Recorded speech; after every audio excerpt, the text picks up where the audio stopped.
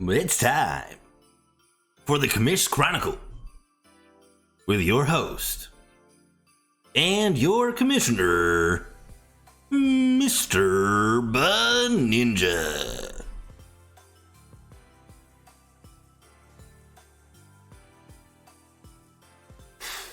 Well, here I come. It is time for another edition of the Commish Chronicle. Like that guy said, I'm your commissioner, Mr. Ninja. We're going to jump right into it once again. Better late than never. So let's do it. It is our Christmas special. Week 8 is complete for the season, and we are into the Christmas time of year. So we're doing a Christmas special. All you need to know about that is we're looking at surprise gifts and lumps of coal during this upcoming power ranking. What you need to know about the surprise gifts, they're surprises. The guys that we didn't expect maybe to be doing as good as they are. But hey, good for them. They're doing great. Lumps of coal, I think that states the obvious. Need to pick it up. But we're going to see what happens here as we move forward. It is time for number 12. And I'm sorry, but once again, it is North Korea. Not picking it up. Not doing enough. 1-7 head-to-head. Lost the last 2 weeks. But Takira Kyoto Brinkat and the replacements, just not good enough. They've lost their last 4. Their only win so far this year, I believe, has come to Messier Guarantee. Otherwise, just not doing well enough. What is worth noting, and immediately I have a mistake. I could restart the video, but it's not going to happen. Immediately I have a mistake there. North Korea is not 12th in the standings. They're actually sitting in 9th right now. And it's because a lot of their early losses were pretty tight. They've been able to salvage some points, salvage some wins here and there. But it has been going downhill for North Korea as of late. Yaz and Bettman returns on the docket for this week and next. Gonna have to look for some wins here coming up. North Korea is gonna need to pull a rabbit out of their hat, or it's gonna continue to go downhill. Surprise gift: Frank Vetrano continues to be the leader for North Korea. Great for Frank Vetrano. Look at those stats, really deep across the board.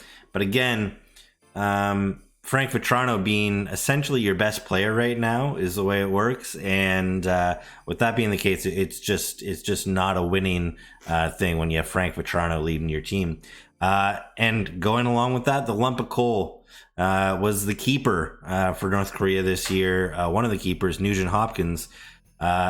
So far, not doing very good. Only 18 points, not a whole lot of shots. You know, obviously the Oilers haven't been very good. They're starting to come out of it. You never know. We'll see what happens, see if he can pick it up, but not good enough. And that's a big lump of coal for Nugent Hopkins. As we move on to 11th, it's Halifax Highlanders. Now listen, I wanted to give Halifax Highlanders the benefit of the doubt this week. Their last rank was 11th. They have not changed. They did beat the replacement 7-3. But an inexcusable mistake to Bettman returns, not getting your goalie starts in, picking up 2 goalies, using 2 ad drops on a Sunday, and neither of them started. I mean, you got to check your facts here before you end up doing that stuff. It's just not good enough. And so unfortunately, Halifax Highlanders stays in 11th in these rankings. They've got Thunder Down Under and Grisky's All-Stars coming up. Thunder Down Under up and down so far this season. Definitely an opportunity for Halifax Highlanders to continue a little bit of positive momentum going forward. So we'll see if they can keep that up. Surprise gift for them. Adrian Kempe doing very well for them so far. A lot of their heavy hitters doing what they need to do. But Adrian Kempe, I believe, around a point per game player right now, doing very, very well for Halifax Highlanders. So really good pickup there. And the lump of coal has to go to Stuart Skinner. Starting to turn it around a little bit here and there, but look at those stats. It's just not good enough. You know, you're not necessarily getting oh, look at that. I meant to move this down here too. It'll get better as we go. But you get Stuart Skinner to get the wins and hopefully get some good stats on what's supposed to be a good Edmonton Oilers team, and he just hasn't done it yet, but neither has the rest of the team. As we move to 10th, it's our year. Last rank was also 10th. Still no changes so far in these rankings. 3-4-1 head-to-head, had a tie to Thunder Down Under, but then a pretty emphatic loss to Kritzky's All-Stars in Week 8. Last 5 is they're 1-3-1, but they're winless in their last 4. It hasn't been good for It's Our Year, and most surprisingly, you know, in the last several weeks, they've gotten Ekblad back, they've gotten Montour back, they've got Vasilevsky back. Nothing. Still not doing it, not picking up the pace. They have 2 tough weeks here against Mr. Beninja Express and Curiosity Killed DeBrincat. Although Mr. Beninja Express has been struggling as of late, an opportunity maybe to take advantage of that and pick it up. We'll see what happens. But the surprise gift for It's Our Year, even though it started to tail off a little bit, I do think is Dylan Larkin. He's having a pretty solid season. See if he can kind of turn things around. Again, like I said, recently not doing quite as well as he has been, but I think still a pretty solid surprise through the first 8 weeks of this season. I'm giving the lump of coal to Evgeny Malkin. You know, the stat line isn't terrible for Evgeny Malkin, but he is Evgeny Malkin. You know, maybe this is the signs of Malkin really starting to regress in what he's able to do. But I do think he should be north of a point per game player still. He has that skill set on a Pittsburgh Penguins team that is trying to still compete. So I'm giving the lump of coal to Evgeny Malkin for now. Thunder Down Under sits in 9th. This is the first change. Last rank was 7th. Thunder Down Under up and down these rankings like crazy. You know, it's so hard to call where they're going to be because week to week it varies so much. Tied It's Our Year, like I just said, and a loss 7-4 to Messier Guarantee. Last 5, they're 1-3-1 with a 1-loss streak there. Yeah, Thunder Down Under just not having that consistency. You see their head-to-head not very good either. 2-5-1 right now. Over the next 2 weeks, Halifax Highlanders, I think that's a big matchup for them to try to see if they can recover against a team that currently sits last but is on the uprise as long as they get their goalie starts in. And then they've got the replacements, another team similar to Thunder Down Under who has been very up and down throughout this season. Surprise gift for Thunder Down Under, Nichushkin. He's been very good. A guy that, again, you don't necessarily look to be near a point per game player, but he is right now. He's got depth stats as well to bring along with them. He's a +6 power play points, 21 points on the season. Nichushkin's been very, very good for Thunder. So yeah, very good for him. And unfortunately, the lump of coal, Georgiev. You know, on a Colorado Avalanche team, again, that's expecting to compete, expecting to do well. The wins are a good number, but that goals against average and save percentage, hovering under the 900, hovering around the 3. Georgiev just hasn't been able to do it right now for Colorado, and those numbers have to get better. As we move on, it is Yaz. I don't know what happened there. Yaz, their last rank was 9th. They're up to 8th for this particular ranking. Head to head, they're 3-5, but they still sit 11th in the standings. That's because they've had some really lopsided losses, including that one last week to our first overall team right now. Still, Curiosity Killed DeBrincat, continuing to mop the floor with everybody that she comes into contact with. The last 5 for Yaz is 2-3 with a 1 week loss. They did have a big win, 7-4 against Mr. Beninja Express. Very, very tight matchup that one was. Could have gone either way, cough, cough. But Yaz take out the win. North Korea, great opportunity for Yaz to pick up a win this week, get back on the winning ways, and move back up the standings against a very weak North Korea team. And then they've got a return of Captain Thick Nick. Strong team. So 2 very different weeks on the horizon for Yaz, but lots of opportunity. Surprise gift for them, and get ready for lots of Vancouver Canucks to be in the surprise gifts.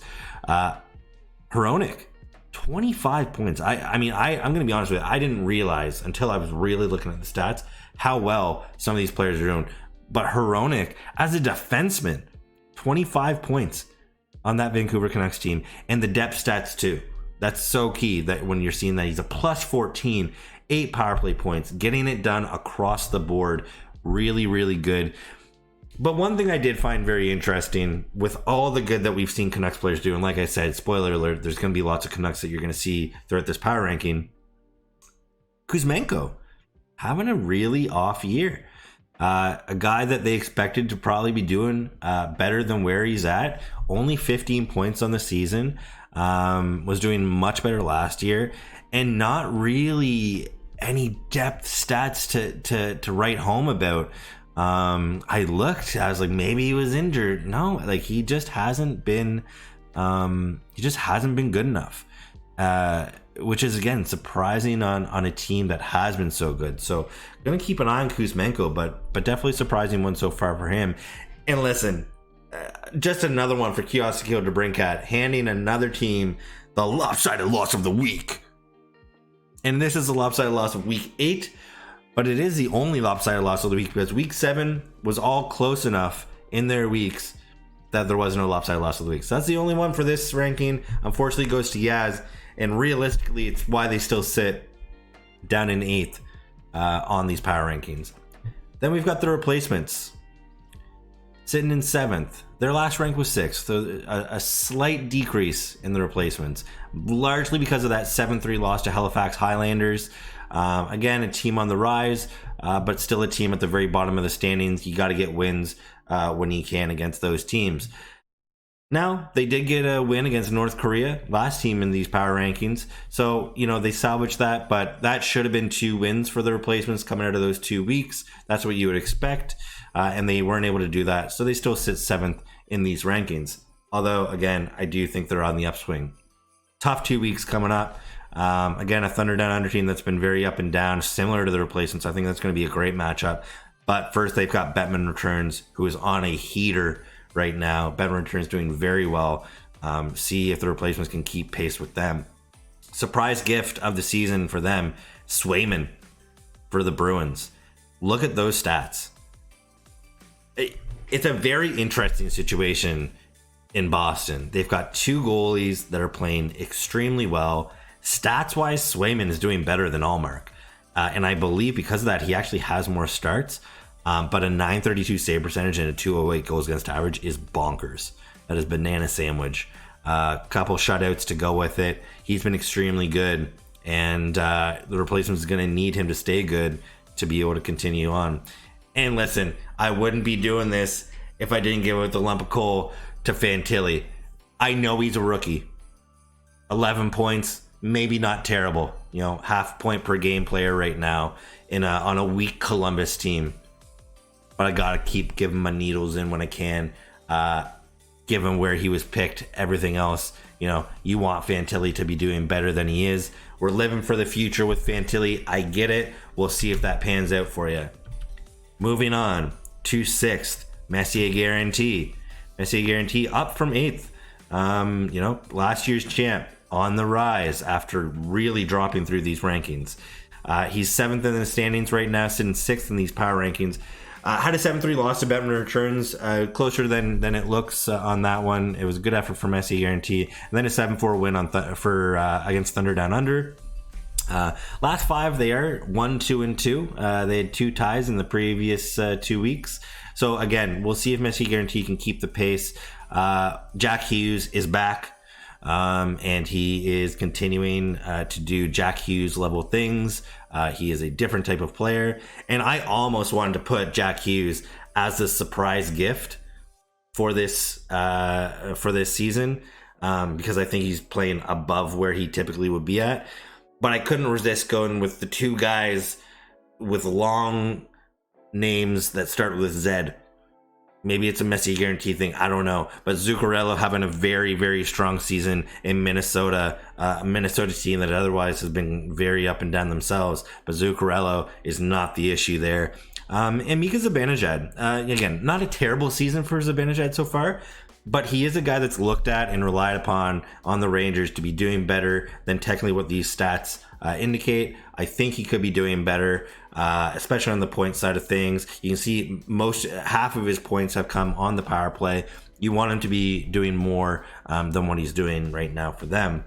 And listen, looking through the Messier Guarantee team, I just got to say, he does one thing super sneaky better than anybody else in this league, but I'm not going to tell you where it is. But I'm just saying, champ for a reason. Mr. Ninja Express is in 5th, stays in 5th this week. Now, Mr. Ninja Express still only 3-5 head-to-head. All of their matchups have been very, very tight. Very, very, very tight, especially in their losses. Last 5 is 1-4, losing to Yaz, unfortunate loss there, and then a super tight matchup against return of Captain Thicknick. Some questionable decisions by the GM there, unfortunately. But they're going to stay in 5th in these rankings, and it's largely because of, aside from that loss to Yaz, all the losses they've had have come to teams above them in not only these rankings, but in the standings, and all their wins have come to teams just below them in the standings. So they're going to maintain that rank, but big signs are going to be how they do these next 2 weeks. It's our year, and Messi guarantee. Mr. Ninja Express, if they're going to be competing, are going to have to be able to beat these teams that are below them in the standings. They're now fully healthy. They have no excuse. They got to be able to get it done. Surprise gift so far from Mr. Ninja Express. Philip Forsberg is generally a good player, but he is playing above where he would typically be at. 28 points on the season right now. Throwing the body around, tons of shots. He's been a menace to all the teams that he comes across. And sticking with Nashville, the lump of coal right now for Mr. Ninja Express goes to Saros. First pick for Mr. Ninja Express in the draft was Saros. 305 goals against average and a 900 save percentage is not where we expect somebody like UC Saros to be. Expect that those numbers should increase, but it's been a big hurt for Mr. Ninja Express with UC Saros so far. Return of Captain Thicknick in 4th.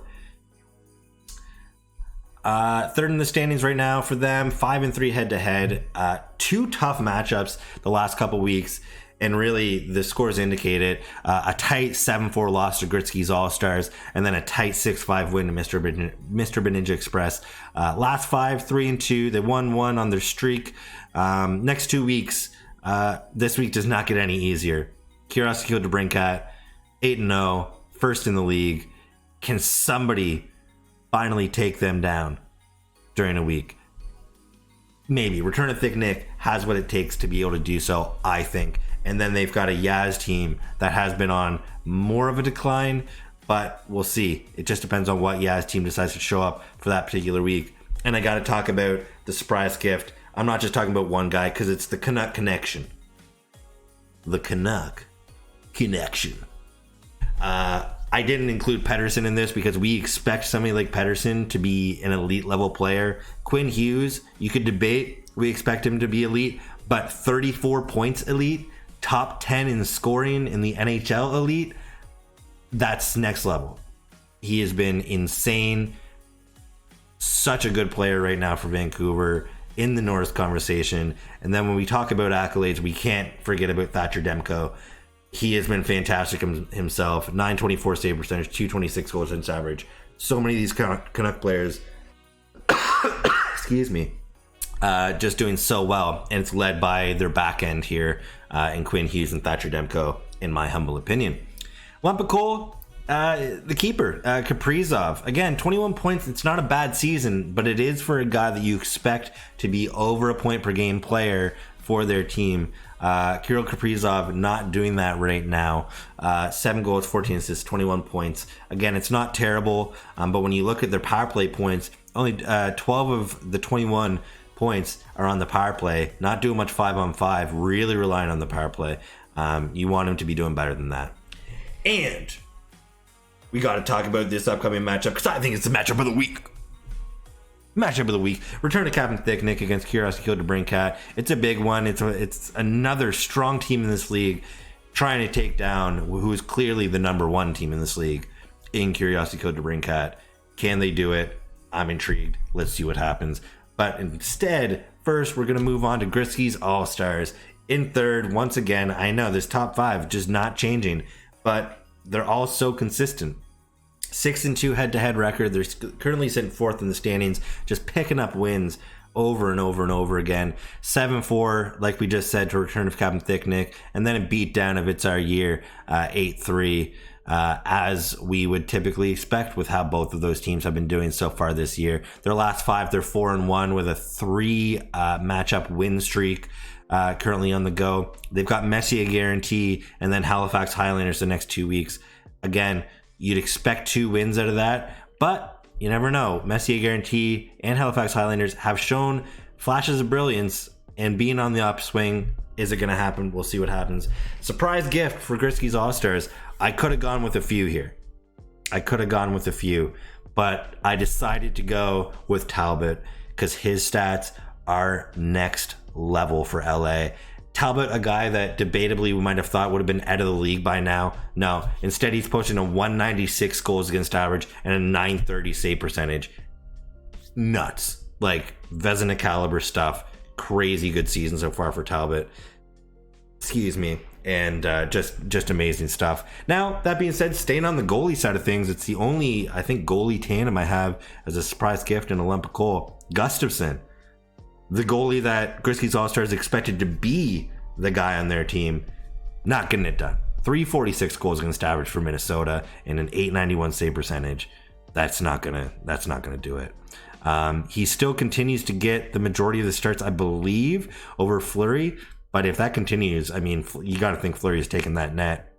But there might be a deeper issue in Minnesota. We'll see what happens. And it's a double matchup of the week.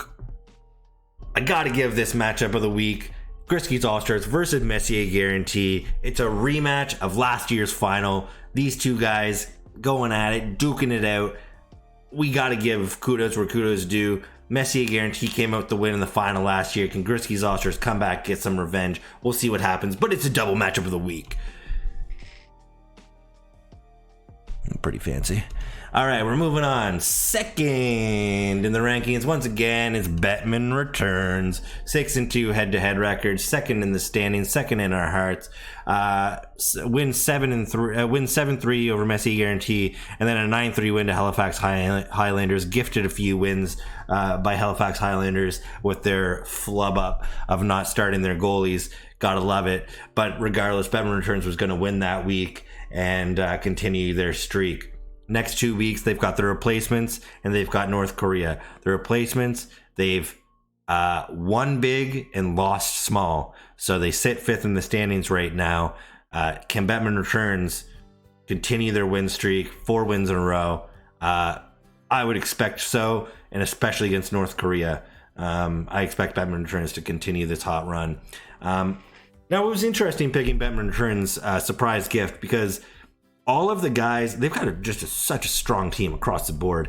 And all of the guys you would expect to be doing well, for the most part, are doing exactly what they're told. So there's not many surprises for them on the positive side of things anyway, except maybe Pavel Zacha. I think Pavel Zacha might be the exception there. He's a near point per game player right now on a Bruins team where he had to take over the role of a guy like Patrice Bergeron. He has been up to the task, doing extremely well. I think Pavel Zacha has been a very strong force right now for the Boston Bruins. We'll see if he keeps that role, and we'll see if he keeps it going. Because that's a guy that you do need to continue to be putting up points to be able to salvage his usability. But again, we look down here, and I talked about this earlier in the season, and there really still hasn't been a resurgence. Lump of coal goes to Alexander Ovechkin.